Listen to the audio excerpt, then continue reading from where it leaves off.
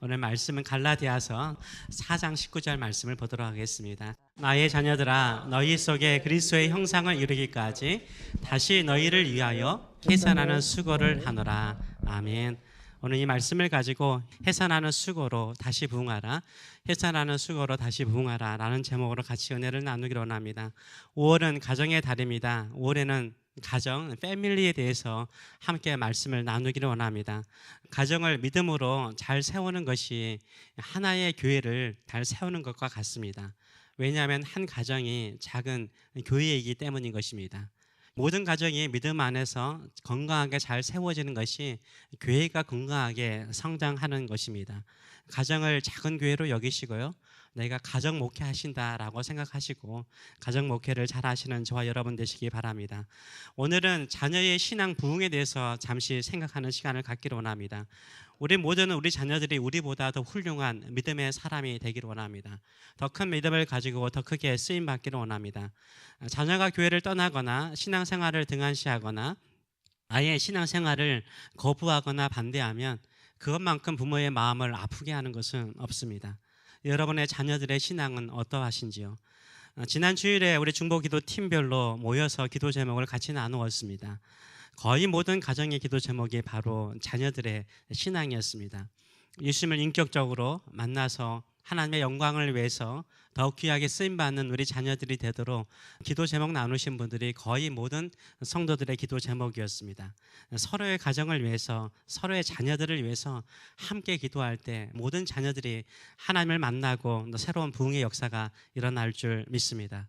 오늘 본문에서는 사도 바울이 갈라디아 교인들을 향하여서 무엇이라고 부르고 있습니까? 나의 자녀들아 라고 부르고 있습니다. 사도 바울이 낳은 영적인 자녀들로 부르고 있는 것을 우리가 볼 수 있습니다. 사도 바울이 핍박 중에 어려웠거든요. 이 갈라디아 교회 전도는 진짜 힘들었습니다. 갈라디아 교회의 핍박 중에서 힘들게 해산하는 수고같이 그들에게 복음을 전해서 그들이 예수님을 믿게 되는 놀라운 역사가 일어났습니다.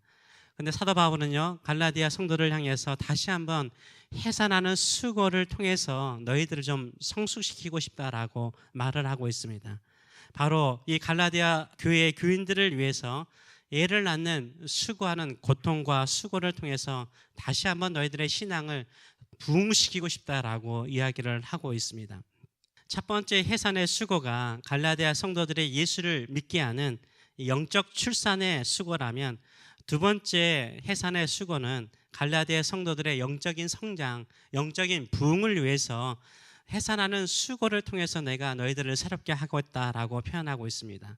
어머니들이 출산하는 그 고통, 그 수고는 뼈가 뒤틀리는 그 고통 속에 아이를 낳았기 때문에 다시 그 아이를 또 낳는 것, 둘째, 셋째를 낳는 것은 정말로 대단한 결단이라고 생각을 합니다.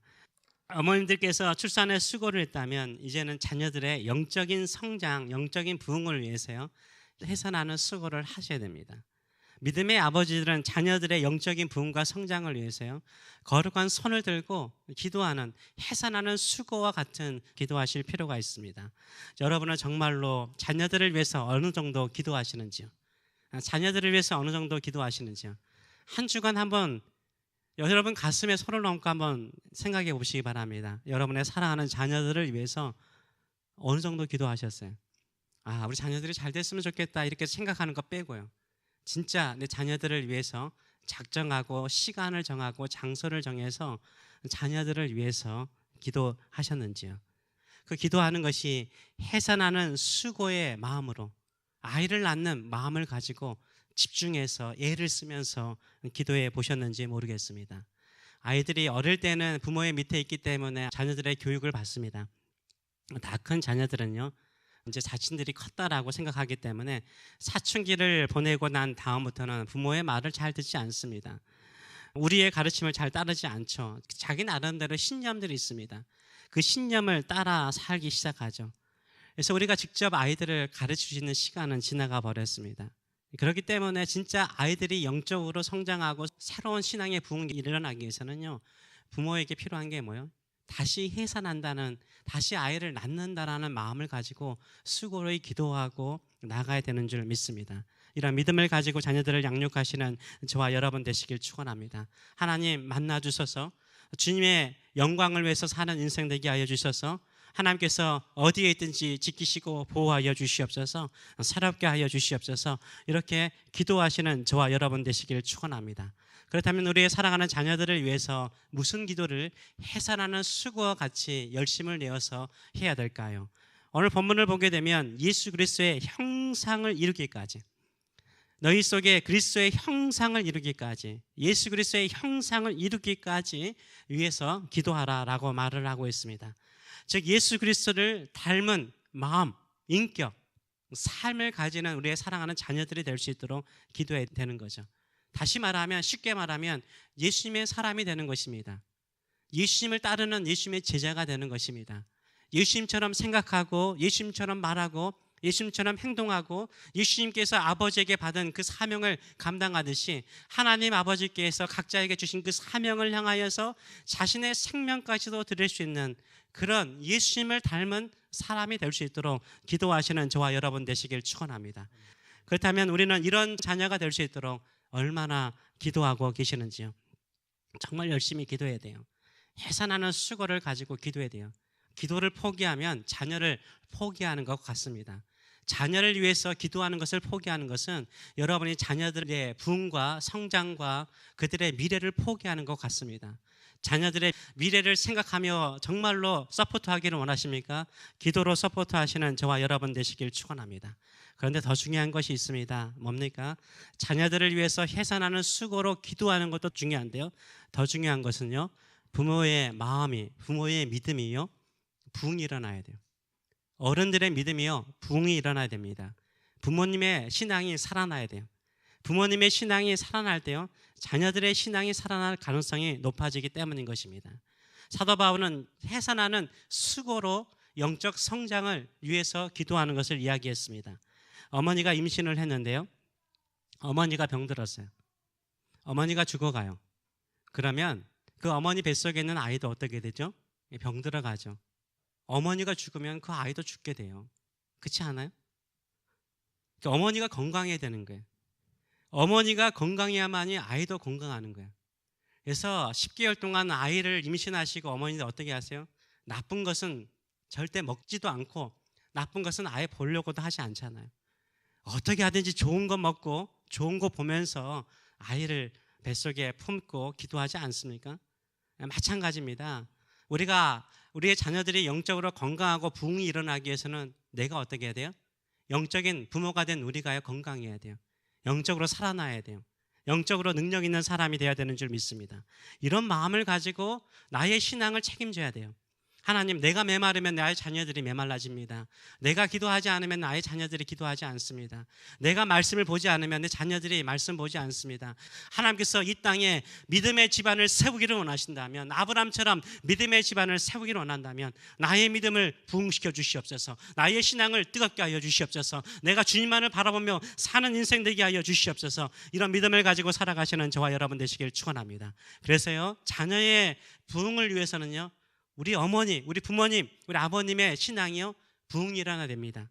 그것을 위해서 기도하시는 저와 여러분 되시길 축원합니다. 야곱이요, 12아들들 가운데 가장 사랑하는 아들이 누구였습니까? 요셉이었죠. 요셉이 17살에 형의 미움을 받아서 애굽으로 내려갑니다. 총리 대신이 될 때까지 누가 요셉을 키웠습니까? 누가 훈련시켰습니까? 누가 단련시켰습니까? 누가 요셉을 세웠습니까? 하나님이시잖아요. 네, 그런 생각을 해봤습니다. 결국은요, 훌륭한 자녀들은요, 하나님이 양육하고 하나님이 단련하고 하나님이 키우시고 하나님이 때가 되면 사용하시는 거예요. 야곱은 뭐였을까요? 야곱은 약속의 땅에 있었어요. 약속의 땅, 가나안 땅, 아브라함과 이삭에게 약속하신 그 약속을 붙들고 있었어요. 우리가 성경에는 나와 있지 않지만요, 약속의 땅에 있다는 걸 뭐예요? 그들은 제사, 예배를 드리는 사람이었어요. 야곱은 야복강에서 엉덩이 뼈가 부러졌어요. 장애인이 되었어요. 그는 들판으로 가서 양과 소를 키울 수 없는 사람이 되었어요. 그가 할 수 있는 건 뭘까요? 그 약한 몸을 가지고요, 하나님께 예배하고 기도하는 것이었어요. 하나님께 예배하고 기도할 때 자녀들 안에 여러 가지 많은 일들이 일어났어요. 나 사랑하는 자녀, 자기의 눈 밖에 있는 자녀인 요셉은요, 하나님께서 엄청나게 축복하시고 엄청난 일을 통해서 그의 인생을 복되게 하지 않습니까? 마찬가지예요. 우리가요, 하나님을 예배하고 하나님께 기도하고 하나님의 말씀을 따라 살려고 그러잖아요. 우리 손 밖에 있고 우리 눈 밖에 있는 자녀들, 멀리 떨어져 있는 자녀들을요, 누가 지키시고 보호하실까요? 우리 하나님께서 지키시고 보호하여 주시는 줄 믿습니다. 성장시켜 주시는 줄 믿습니다. 주의 일꾼으로 삼아 주실 줄 믿습니다. 저는 최근에도 그렇고 가끔 생각할 때마다 이분의 인생을 항상 생각합니다. 앨리스 테일러라는 선교사님. 앨리스 테일러 다들 이거 수백 번, 수천 번 들었을 거예요. 근데 우리에게는 얼마나 큰 도전이 되는지 모릅니다. 이 앨리스 테일러는 중국 선교의 아버지 허드슨 테일러는 많이 들어보셨을 거예요. 이 허드슨 테일러의 선주 며느리입니다. 이 선주 며느리 이름이 앨리스 테일러인데요. 허드슨 테일러의 선주 이름이 제임스입니다. 이분들은 다 영국 분들이잖아요. 근데 제임스가 결혼했던 앨리스는 미국 분이세요. 결혼해서 중국 선교를 하게 되는데, 중국 선교를 할 때 중일 전쟁이 일어났어요. 일본이 만주사변을 일으키고 중일 전쟁을 하지 않습니까? 그러면서 여러 가지 많은 전쟁이 일어나고 그 다음에 태평양 전쟁이 일어나서 일본과 미국 사이가 어떻게 됐습니까? 이제 적국이 돼버렸잖아요. 그러니까 미국의 국적을 갖고 있거나 영국의 국적을 갖고 있으면 적국이 돼버린 거예요. 그런데 이분들의 자녀들은 산동성에 있는 제프 학교, 우리 허드슨 테일러 선교사님이 세운 제프 학교에 있었어요. 이분들은 약 1600km 떨어진 후난성에서 선교 사역을 하고 있었어요. 내륙 사역을 하고 있었습니다. 그리고 앨리스 선교사님은 임신한 6개월이었어요. 전쟁이 일어났어요. 일본군이 중국 내륙으로 들어오면서 포탄의 소리와 전쟁의 소리가 끊이지 않았습니다. 자식들이 어떻게 됐는지 모르는 거예요. 들리는 소문에 의하면 어떻습니까? 남경 학살 있지 않았습니까? 난징 학살. 일본군들이 모든 여자들 다 강간했다라는 소문이 들리잖아요. 이 큰딸이 걱정이 되는 거예요. 젊은 남자들은 전쟁터로 끌고 갔다는 거예요. 얼마나 아들들에 대한 걱정이 많았겠습니까? 하나님, 우리 사랑하는 자녀들 보호해 주세요. 지켜주시옵소서. 이렇게 기도해도요, 기력이 생기지 않더래요. 선교할 기력이 생기지 않더래요. 막 남을 돕고 싶은, 지금 내 자식들이 저렇게 됐는데 어떻게 됐는지 모르는데 내가 지금 선교해야 되나, 남들 도와줘야 되나, 이런 생각이 들잖아요. 근데 어느 날 기도를 하는데, 계속해서 피난 생활하면서 쫓겨다니면서 기도를 하는데, 자신이 16살 때 이 펜실베니아에서 계셨는데요, 이 퍼거슨 목사님한테, 이 퍼거슨 목사님이 담임 목사님 16살 때요, 앨리스 선교사님 16살 때 퍼거슨 목사님께서 설교를 하기를, 무슨 설교를 하셨냐면 마태복음에 나와 있는 너희는 먼저 그의 나라와 그의 의를 구하라는 거죠.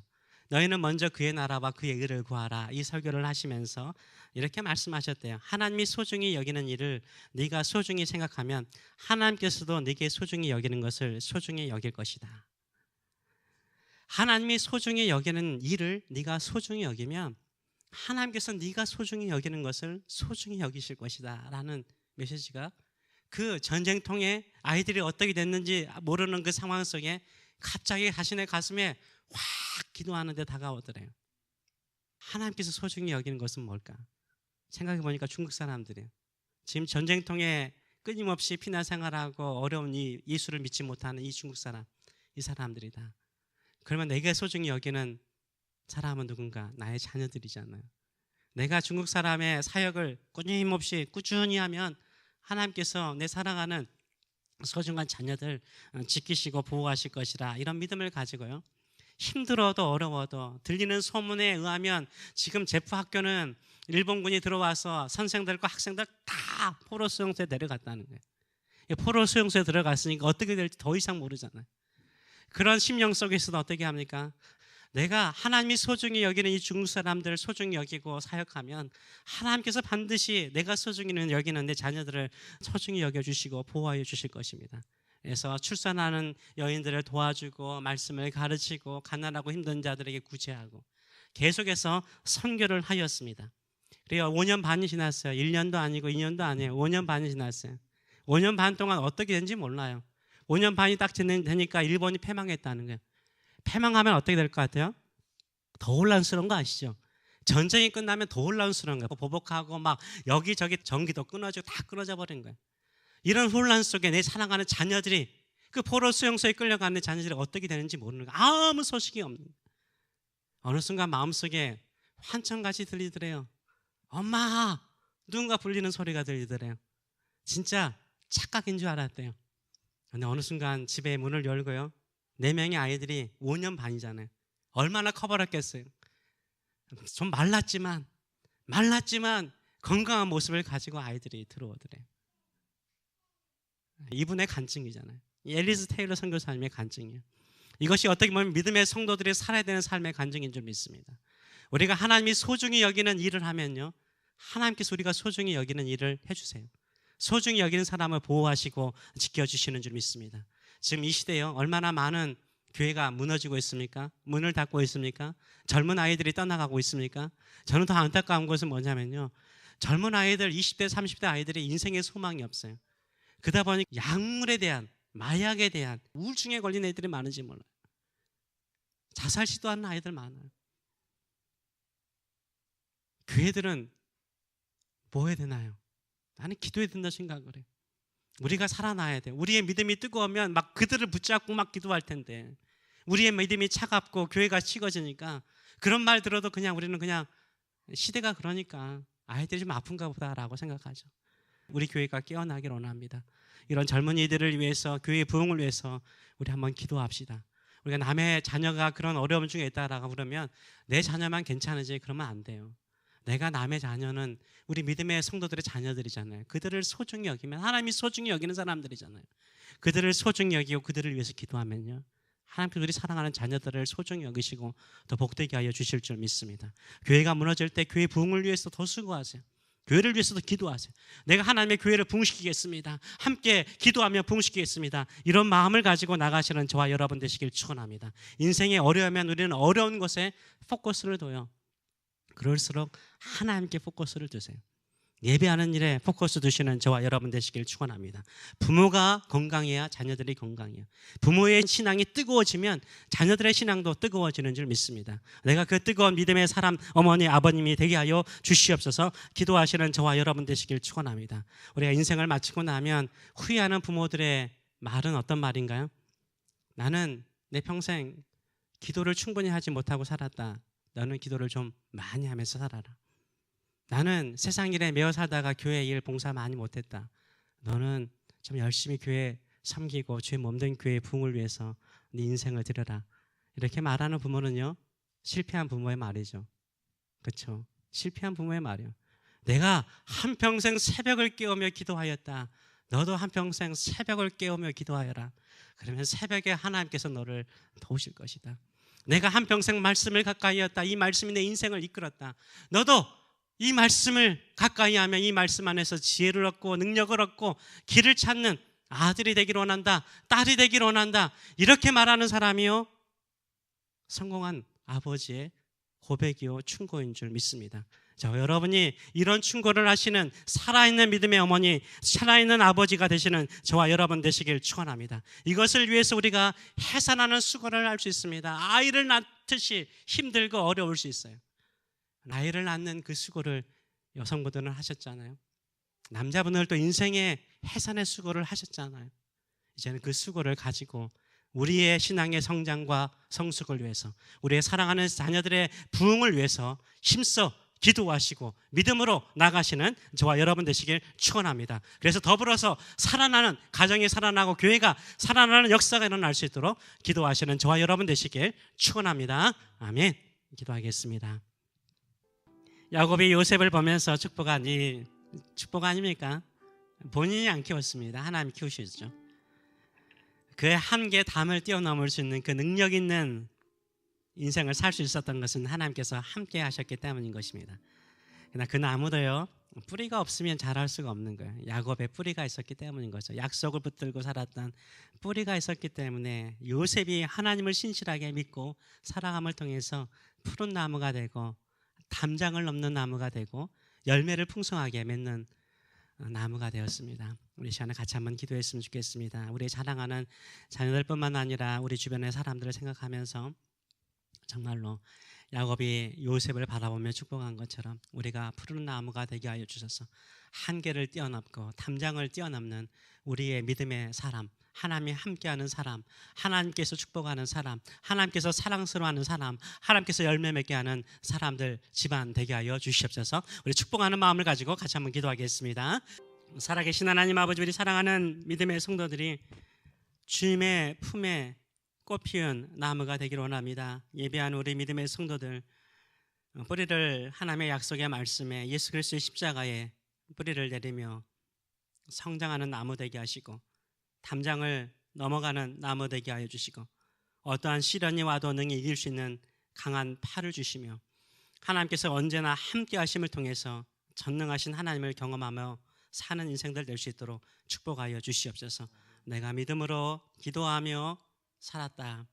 너도 하나님 한 분만을 바라보고 믿음으로 살아라. 당당하게 충고하고 유언할 수 있는 부모님 세대가 될 수 있도록 축복하여 주시고, 우리의 사랑하는 자녀들은 주의 품에서 꽃피운 나무가 되어서 담장도 뛰어넘고 열방을 향해 뻗어가는 우리 자녀들의 인생이 될 수 있도록 축복하여 주시옵소서. 이제는 영원한 우리의 아버지가 되시고 우리의 강한 팔이 되어주시는 하나님 아버지의 크신 사랑하심과, 우리 주님께서 사망과 죽음의 권세에 매이지 아니하고 3일 만에 살아나셔서 우리를 능히 살리실 것을 믿고 살아가는 성도들에게, 죽어가는 자녀들의 믿음도 살리시고 꿈도 살리시는 우리 주 예수 그리스도의 무한하신 은총과, 오늘 또 네가 살아야 너의 자녀들이 살 수 있다, 네 신앙이 살아야 교회가 부흥할 수 있다라고 말씀하시며 더 가까이에 주께 나오기를 원하시는 성령의 임재하심과 교통하심이 살아가는 성도들 머리 위에, 자녀들 머리 위에 영원히 함께 하시기를 축원하옵나이다. 아멘.